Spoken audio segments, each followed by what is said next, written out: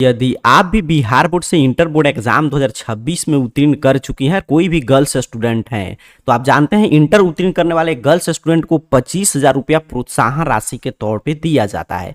तो अभी की इस वीडियो में हम लोग समझेंगे कि प्रोत्साहन राशि किन किन को मिलेगा, क्या क्या क्राइटेरिया है और सबसे जरूरी इसके लिए क्या क्या डॉक्यूमेंट लगेगा जिसको बनवा कर आपको तैयार रखना है, क्योंकि कुछ दिन में पोर्टल ओपन होने जा रहा है। कब से पोर्टल ओपन होगा तो वो भी हम लोग चर्चा करेंगे, क्योंकि इसमें क्या होता है प्रोत्साहन राशि में देखिए कि शुरू में जो विद्यार्थी आवेदन कर दिए जिनका सभी डॉक्यूमेंट वगैरह सही रहता है उनके खाते में पैसा आ जाता है, और जो विद्यार्थी लेट करते हैं जब पोर्टल ओपन होता है तब जाते हैं डॉक्यूमेंट वगैरह बनवाने तो उनका पैसा नहीं आता है। काफी विद्यार्थी ऐसे आपको मिल जाएंगे जो देर करने की वजह से उनका पिछले साल का पैसा अभी तक नहीं आया। तो इसमें यही अपने को करना है कि अभी जो भी चीजें मैं बता रहा हूं इस वीडियो में समझ के, और उस रूप में अगर डॉक्यूमेंट में कोई भी त्रुटि है तो सुधार करा के जो जो चीजें लगेगा उसको आपको बनवा कर रेडी रखना है, ताकि जैसे ही पोर्टल ओपन हो तो शुरू करना है कि जब से मान लीजिए आपको ये सुनिश्चित कर लेना है कि पोर्टल पर आवेदन शुरू होने के 1 से 3 दिन मैक्सिमम हो गया, इसके बीच में आपको आवेदन कर लेना चाहिए। क्योंकि इसके बीच में जो विद्यार्थी आवेदन कर लेते हैं उनका डॉक्यूमेंट वगैरह सभी चीज सिर्फ आवेदन करने से नहीं होगा, अगर सभी चीज आपका सही है तो आपके खाते में जल्द ही पैसा आ जाता है।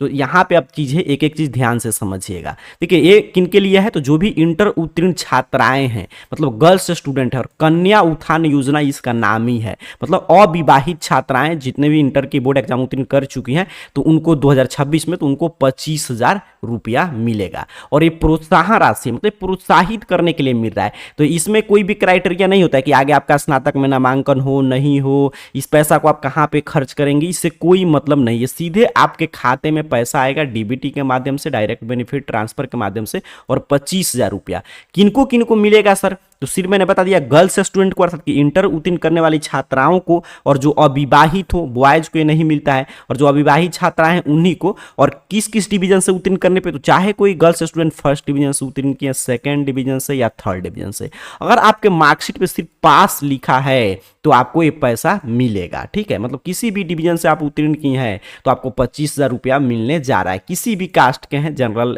ओबीसी, एससी, एसटी, मतलब कि सभी कास्ट कैटेगरी और सभी डिवीजन से उत्तीर्ण करने वाले, यहाँ पे ऑफिशियल नोटिफिकेशन में भी देख लीजिए आपका सभी छात्राओं को 25,000 रुपया दिया जाएगा। देखिए यहाँ पे लिखा रहा है इंटरमीडिएट परीक्षा में जो बिहार बोर्ड से आयोजित हुआ था 2026 की इंटर बोर्ड एग्जाम, उसमें उत्तीर्ण मतलब पास सभी कोटि मतलब सभी जाति के अविवाहित छात्राओं को प्रोत्साहन राशि के रूप में 25,000 रुपया मिलेगा। तो यहाँ पे आपने क्लियर समझ लिया कि फर्स्ट सेकंड थर्ड सभी जाति के गर्ल्स स्टूडेंट जो अविवाहित हैं उनको 25,000 रुपया दिया जाएगा।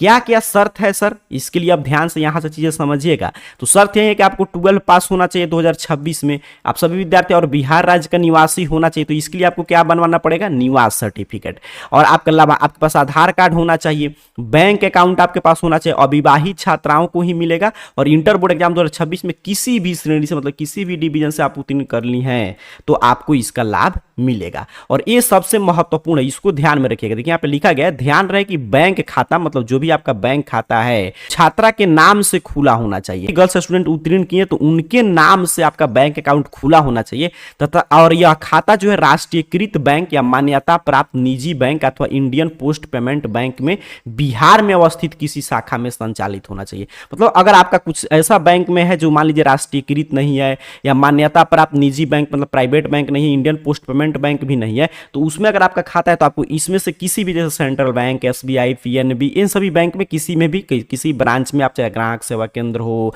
या आपका मेन ब्रांच हो, कहीं पे भी आपको खाता खुलवा लेना है। और ये सुनिश्चित कर लेना है कि जो आपका मार्कशीट पे नाम है वही चीजें सेम स्पेलिंग आपके अकाउंट नंबर में, वही डिटेल, वही चीजें होना चाहिए। इसी वजह से काफी विद्यार्थियों का पैसा वगैरह रुक जाता है, तो ये आपको सुनिश्चित कर लेना है।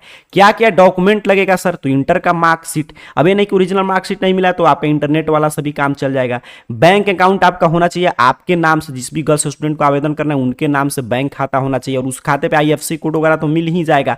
आधार नंबर होना चाहिए, मोबाइल नंबर होना चाहिए, और ईमेल आईडी आपके पास होना चाहिए एक वैलिड। ठीक है, मोबाइल नंबर ईमेल आईडी सबसे जरूरी है। एक मोबाइल नंबर एक ईमेल आईडी से आप एक ही आवेदन कर सकती हैं। आय सर्टिफिकेट कुछ विद्यार्थियों से, कुछ छात्राओं से मांगा जाता है, कुछ छात्राओं से नहीं मांगा जाता है, तो आय सर्टिफिकेट होना चाहिए। और आपका जो बैंक खाता है वो बिहार के, मतलब किसी भी बैंक में बिहार के ही ब्रांच में होना चाहिए। बिहार के बाहर का खाता है तो उसमें पैसा नहीं आएगा। तो ये सभी डॉक्यूमेंट है। अब क्या क्या डॉक्यूमेंट यहां से अपने को बनवाना पड़ेगा, तो ये तो कुछ नहीं बनवाना है। बैंक अकाउंट अपना चेक कर लीजिएगा आपके नाम से है कि नहीं, इस पर एक बार आपको ध्यान देना होगा। आधार नंबर सबके पास है, मोबाइल नंबर भी सबके पास है, बस एक आय सर्टिफिकेट आपको बनवा लेना है। और काफ़ी बार रेसिडेंशियल सर्टिफिकेट भी मांगा जाता है, हालांकि पिछले साल ये सभी चीज़ें नहीं मांगा गया था, फिर भी आपको बनवा के रखना था कि मांगा जाए उस समय तो आप बनवाने नहीं जाना पड़े आपको, ठीक है। तो कभी कभी जैसे 2024 की मैं बात करूँ तो उसमें मांग लिया था निवास, किसी से आए, और 25 में कुछ नहीं मांगा था, ऐसे ही आपका आवेदन हो गया था। तो ये सभी चीज़ें आपको ध्यान में रखना है। अब देखिए कितना आवेदन शुल्क लगेगा, तो इसके लिए कोई भी आवेदन शुल्क नहीं लगता है। जब फॉर्म के लिए आपका लिंक वगैरह एक्टिव होगा ना, तो हम लोग आवेदन की प्रक्रिया आपको समझा देंगे, आप मोबाइल फोन से अपना आवेदन कर सकते हैं। इसके लिए 1 भी रुपया आवेदन शुल्क वगैरह नहीं लिया जाता है। अब बात करते हैं कि अभी हम क्या करें। तो देखिए अब यहाँ पे ध्यान से समझिएगा अभी आपको क्या करना है। तो सबसे ज़रूरी होता है कि आपका जो आधार नंबर है ना, तो आधार नंबर से ही पैसा भेजा जाता है। मतलब मान लीजिए आपका बैंक खाता है, कहीं पे भी आप अपने अकाउंट नंबर वगैरह खुलवाएंगे तो इसमें आपसे कहीं पे भी अकाउंट नंबर वगैरह नहीं मंगाया जाएगा, ये क्लियर समझिएगा। जो आप आधार नंबर भरेंगे उससे जो खाता आपका सीडेड होगा उसी में पैसा आएगा।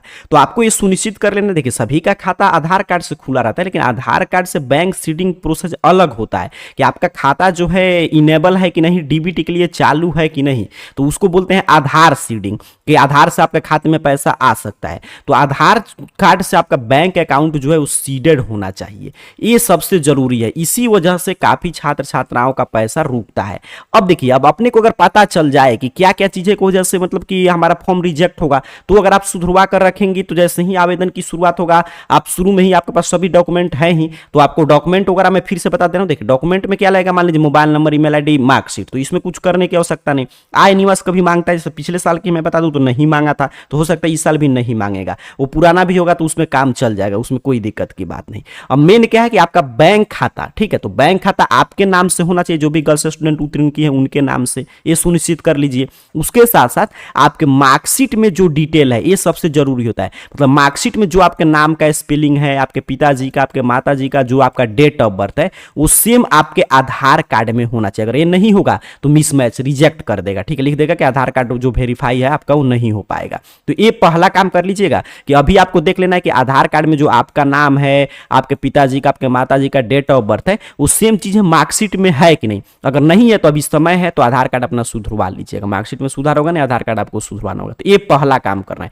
सबसे महत्वपूर्ण, कि इसी वजह से मैक्सिमम फॉर्म रिजेक्ट होता है कि आधार कार्ड से मार्कशीट का डाटा देख लिया। अब ये काम कर लिए सर हमारा सही है, तो अगर नहीं सही है तो हम सही करा लेंगे। तो दूसरा सबसे महत्वपूर्ण काम है कि ये पता करना कि आधार कार्ड बैंक खाता से सीडेड है कि नहीं। अब सीडेड है कि नहीं तो ये कैसे पता करेंगे, तो इसको पता करने का 2 तरीका है।